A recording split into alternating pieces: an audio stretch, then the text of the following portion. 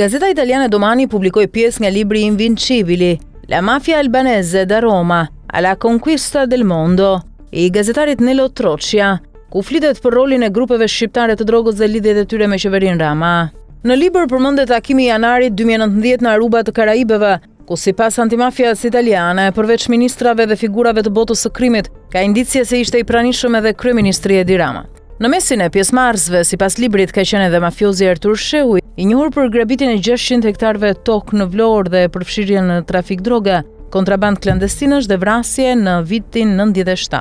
Nga Aruba te lejet e ndërtimit në Shqipëri. Pamfleti më 26 qershor 2023 publikoi dokumentet të Këshillit Kombëtar të Territorit me firmën e Edi Ramës, ku i jepeshin leje ndërtimi Artur Shehut dhe ortakëve të tij për pallate, resorte dhe hotele Buzdetit në Vlorë dhe Tiranë. Nuk është rastësi që më 23 prill 2020, pas takimit të fshet në Karaibe, Shehu krijoi kompaninë Adenis SHPK, 100% në pronësi të tij, përmes një prokure të dhënë Leonard Bishajt, një nga bashkëpunëtorët e tij në grabitjet e tokave.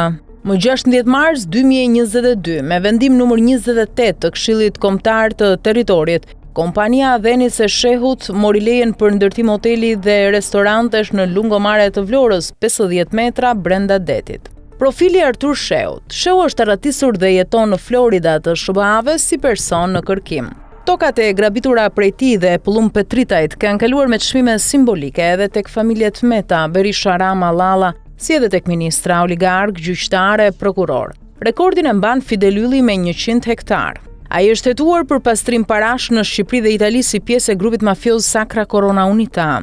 Mediat italiane në maj 2018 e cilësuan kryegangsterin e grabitjes së tokave në Bregdetin e Vlorës dhe të pastrimit të parave me mafian italiane, i lidhur dhe i mbrojtur nga politikanë e drejtues të drejtësisë në Shqipëri. Rama mbi ligjin antimafia.